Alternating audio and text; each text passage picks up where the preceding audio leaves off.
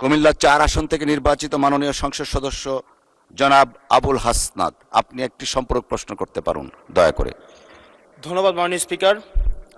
সালাউদ্দিন সাহেবকে প্রশ্ন করলে আবার কখন নোটিশ দেওয়ার কথা বলে ফেলেন, তো সেই বিষয়টা নিয়ে সবসময় আমরা একটু সংকোচে থাকি।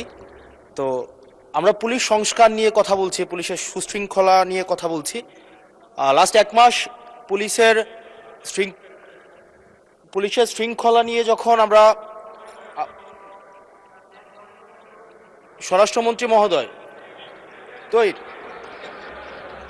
মাননীয় স্পিকার, মাননীয় সদস্য জি বলতে দেন। মাননীয় সদস্য লেট মি হ্যান্ডেল।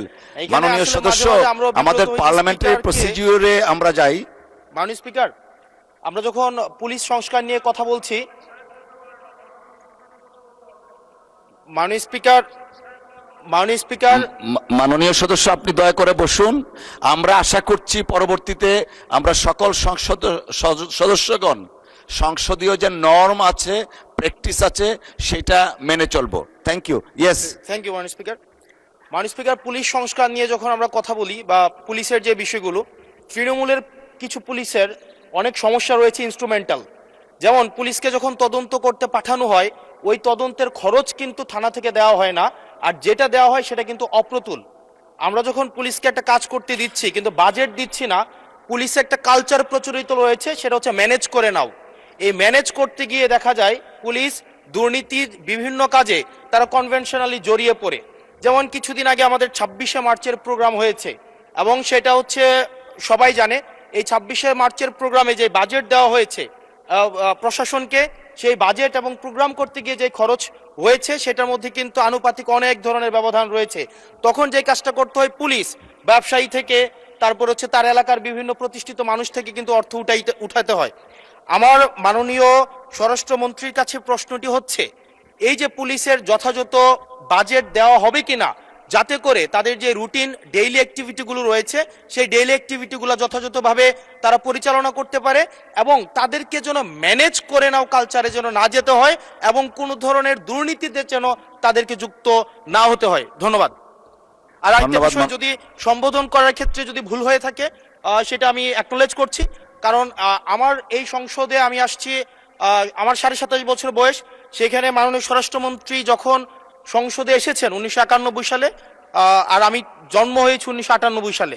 তো সেই জায়গাতে যদি কনভেনশনাল যে ভুল আছে, আমরা সেগুলো সংশোধন করতেও রাজি। আমাদের যখনই আমাদেরকে নোটিশ করবেন আমরা সেটাকে সংশোধন করে নেব। ধন্যবাদ। ধন্যবাদ মাননীয় সদস্য। We are learning every day. ধন্যবাদ। মাননীয় মন্ত্রী। মাননীয় স্পিকার, আপনাকে ধন্যবাদ। এটাই হচ্ছে পার্লামেন্টারি কালচার। আমি বয়স যাই হোক, মাননীয় সংসদ সদস্য হিসাবে আমাকে অ্যাড্রেস করতে হবে যে সদস্য প্রশ্নটি উত্থাপন করেছেন। আর্লি এজে পার্লামেন্টে আসাটা একটা সৌভাগ্যের বিষয়। আমরা সবারই উজ্জ্বল ভবিষ্যৎ কামনা করি। যেই মানে আমরা যে সময় এমপি হয়েছি তার চাইতেও আরো 8-10 বছর পরে জন্ম নেওয়াটা সৌভাগ্যের বিষয়, কারণ তার আগে সামরিক শাসনের সময় ছিল। যে প্রশ্নটা মাননীয় সদস্য উত্থাপন করেছেন, বাজেটের মন্ত্রী তো আমার পাশে আছে।